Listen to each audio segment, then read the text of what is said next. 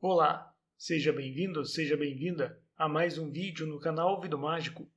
E você vai ouvir agora mais um capítulo do livro Razão e Sensibilidade, de Jane Austen, publicado pela primeira vez em 1811.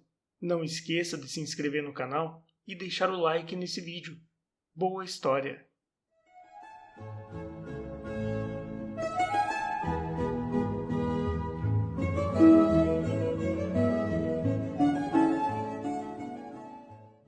Capítulo 15.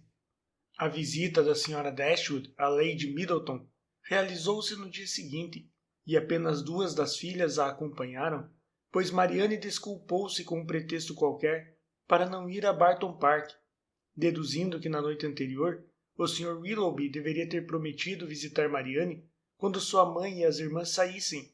A Sra. Dashwood concordou em que ela ficasse em casa.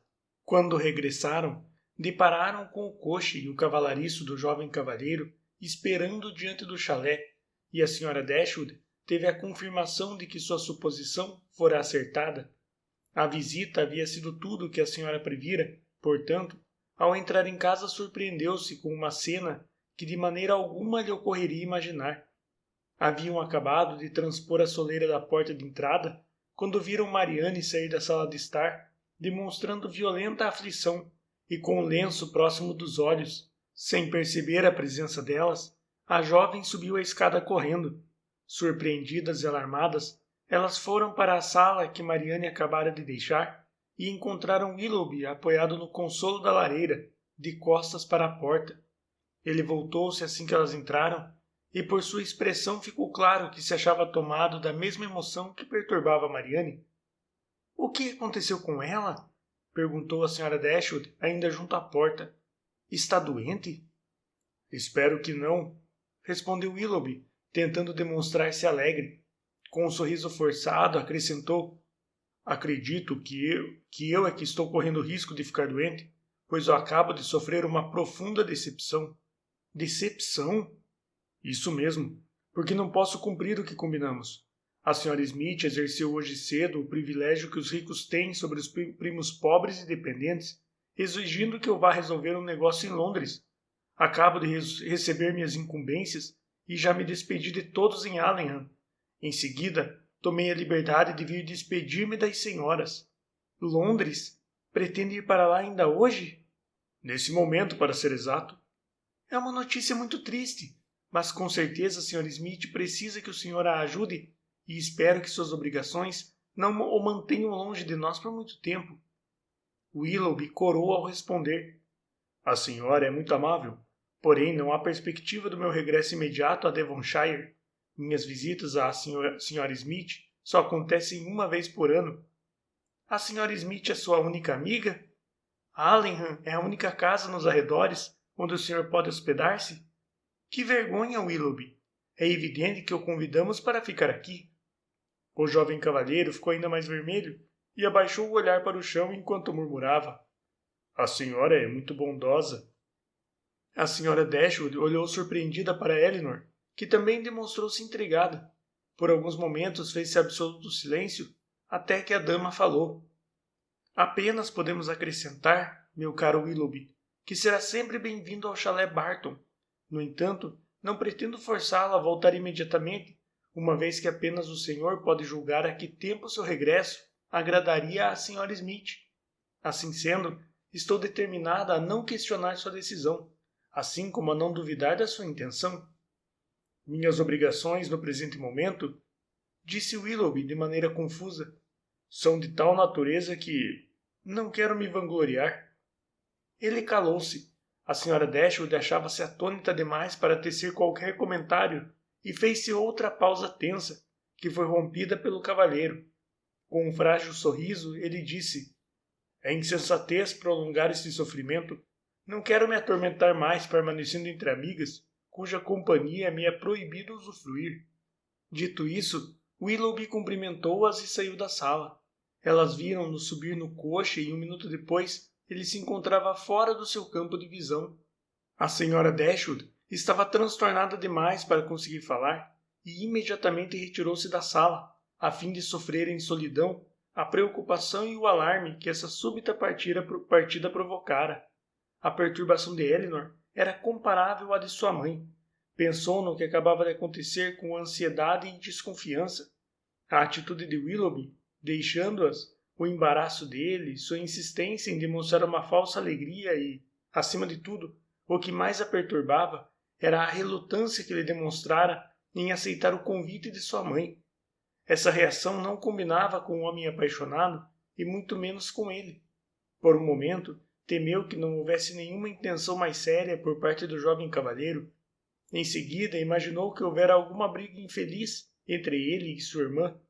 O desespero em que Mariane deixara a sala indicava que era possível ter havido um desentendimento sério, apesar de considerar que era improvável um rompimento entre os dois devido ao amor que Mariane devotava a ele.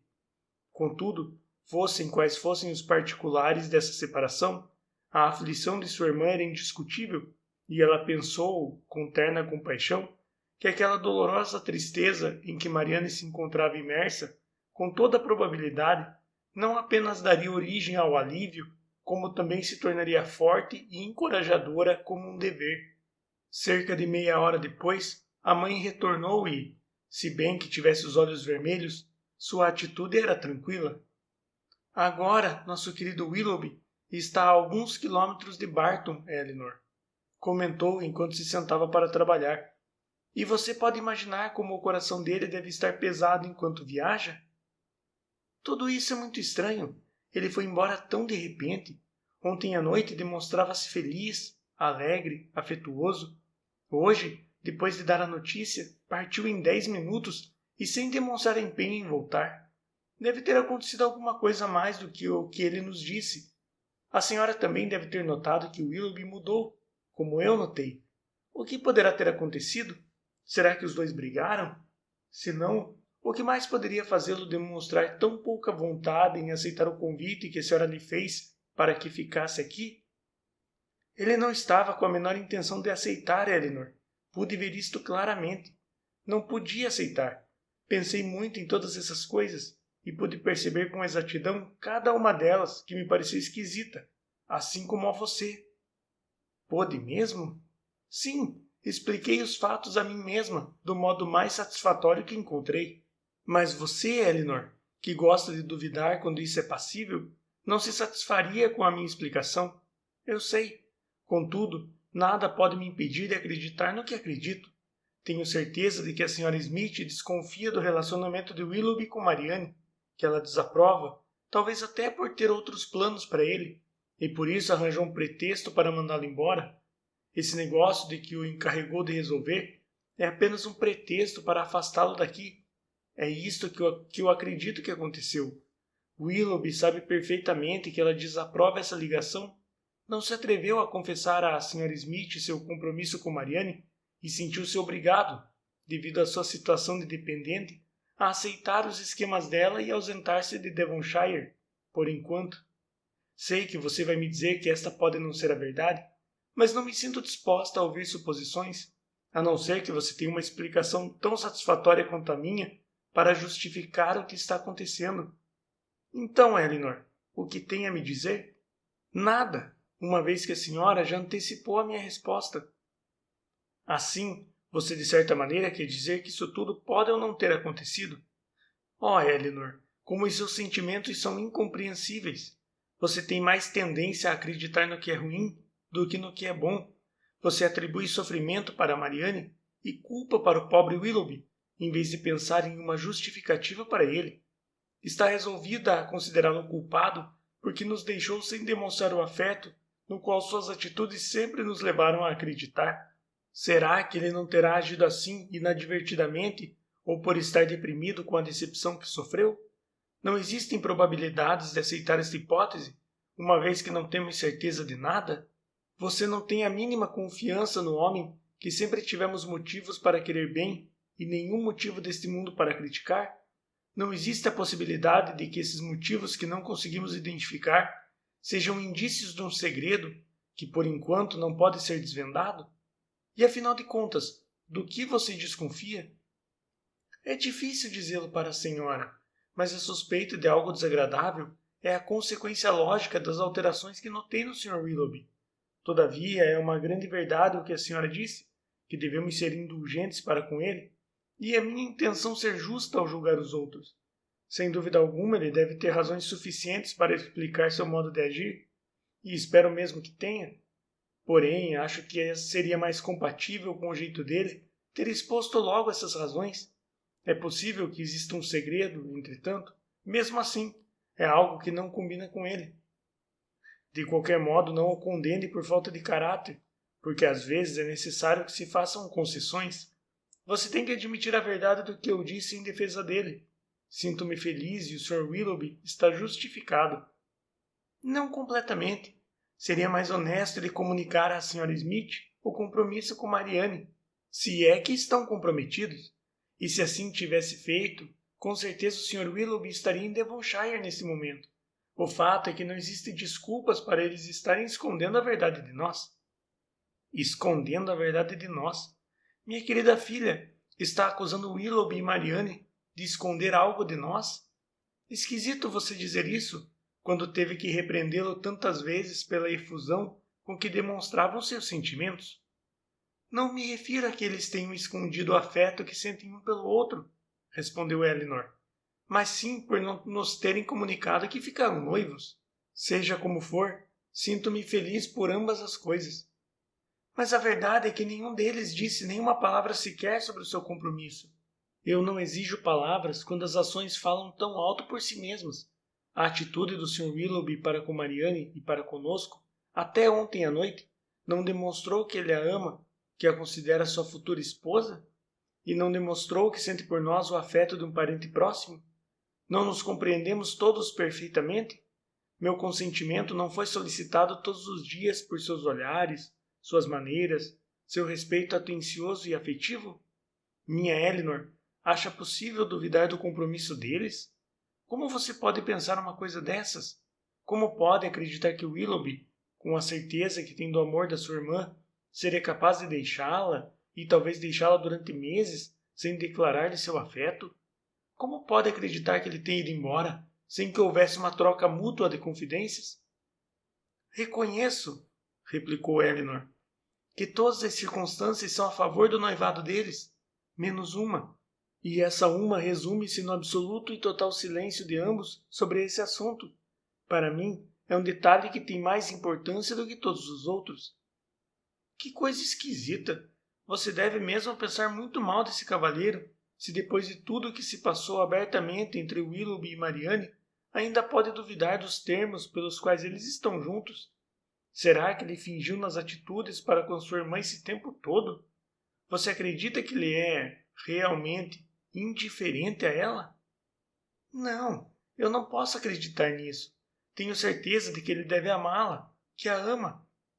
Mas com um estranho tipo de amor, já que pode deixá-la com tanta indiferença, sem nenhuma preocupação com o futuro, como você parece pensar. Deve lembrar-se, querida mamãe, que jamais considerei esse fato certo. Tenho minhas dúvidas, confesso, mas elas são bastante frágeis e logo deverão ter desaparecido por completo. Se eles trocarem correspondência, todos os meus receios irão embora. Grande concessão essa. Enquanto os dois não estiverem diante do altar, você não acreditará que vão se casar. Moça descrente, mas eu não exijo tantas provas. Na minha opinião, nada existe que possa justificar dúvidas. Não existe segredo algum. Tudo aconteceu de maneira aberta e natural. Você não pode duvidar dos sonhos de sua irmã. Eles repousam em Willoughby, apesar de você suspeitar dele. Mas por que suspeita? Ele não é um homem honrado, de bons sentimentos? Houve alguma atitude da parte dele que justifique o seu alarme? É possível que ele nos decepcione? Espero que não. Acho que não, garantiu Elinor. Gosto de Willoughby. Sinceramente, gosto dele. E suspeitar de sua integridade causa-me tanta tristeza quanto para a senhora. Trata-se de algo involuntário em mim, algo que não encorajei. Fiquei perplexa, devo admitir, com a mudança das maneiras dele nesta manhã. Ele não falava do jeito que costuma falar, não retribuiu a bondade da senhora com a mínima cordialidade, mas isso pode ser explicado pelo que estava acontecendo entre os dois, como a senhora supõe. Ele acabava de se despedir de minha irmã e a vira sair correndo, sob a angústia de grande aflição. Mas se, por receio de ofender a Sra. Smith, o Sr. Willoughby viu-se obrigado a resistir à tentação de voltar logo para cá e a recusar o convite da senhora, dizendo que iria ficar muito tempo longe daqui, agiu de maneira ingrata e suspeita diante de nossa família. Com certeza sentiu vergonha e ficou perturbado por isso. De qualquer maneira, acredito que uma sincera e aberta exposição de suas dificuldades estaria mais de acordo com sua honra, assim como seria mais apropriado com seu caráter. Mas não faço objeção alguma à conduta de alguém com base em algo pouco liberal, como um modo diferente de julgar ou um desvio do que eu acho certo e apropriado. Você fala com muita justeza. Certamente Willoughby não merece ser alvo de suspeitas, se bem que nós não o conhecemos há muito tempo. Não é um estranho nesta parte do mundo, e quem pode acusá-lo de qualquer má conduta? Se ele se encontrasse em situação de poder agir de modo independente e casar-se já, seria estranho ter ido embora sem conversar comigo a respeito. Mas não é o caso. Este é um noivado que não começou bem sob certos aspectos, pois o casamento encontra-se muito distante ainda. Mas, mesmo que seja secreto, pelo que posso perceber agora, é um noivado bastante oportuno. Foram interrompidas pela chegada de Margaret, e Elinor teve, então, liberdade para pensar nos argumentos da mãe, reconhecendo a probabilidade de muitos e a justiça de todos. Não viram Marianne até a hora do jantar, quando ela entrou na sala e sentou-se em seu lugar, sem dizer uma só palavra. Seus olhos estavam vermelhos e inchados. Dava a impressão de que continha as lágrimas com grande dificuldade. Evitava os olhares de todos, não conseguia comer nem falar, e quando, depois de algum tempo, sua mãe silenciosamente apertou-lhe a mão com terna piedade, as poucas forças que lhe restavam esvaíram-se. Marianne rompeu em lágrimas e fugiu da sala. Essa violenta opressão espiritual continuou noite adentro. Marianne não tinha energia alguma porque não sentia a menor vontade de se impor a si mesma. A mínima menção a qualquer coisa que se referisse a Willoughby a arrasava no mesmo instante. Se bem que sua família tomasse o máximo cuidado para não magoá-la, era impossível, caso alguém falasse, evitar temas que não a fizessem lembrar-se dele.